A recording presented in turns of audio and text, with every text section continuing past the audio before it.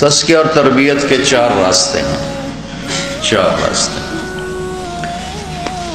ایک ہے صحبت کامل، صحبت کامل، کسی نیک انسان کی صحبت، اللہ کے نیک بندے، اللہ کے مقرب بندے کی صحبت۔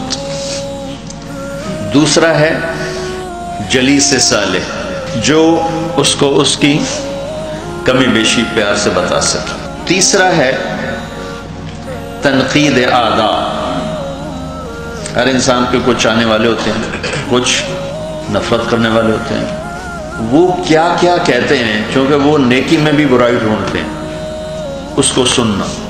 اس کی ایک مثال تو آج تک ملتی ہے، شیخ سعدی سے کسی نے پوچھا تم نے یہ سب کچھ کیسے حاصل کیا؟ کہا اپنے دشمنوں سے۔ کہا وہ کیسے؟ دشمنوں سے کیسے؟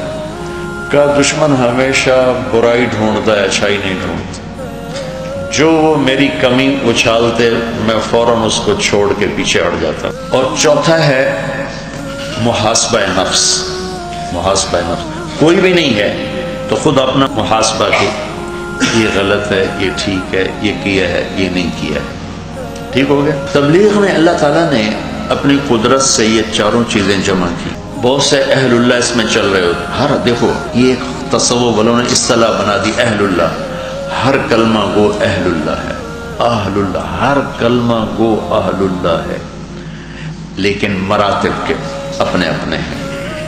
ایک اللہ والے جا رہے تھے، آپ سنو نا، ایک اللہ والے جا رہے تھے تو باقی رحم دین کے جا رہے ہیں، باقی بھی تو ہم کس کے، ہم بھی تو اللہ کے ہیں۔ ایک اللہ والے جا رہے تھے، بھائی ہم سارے ہی اللہ والے ہیں۔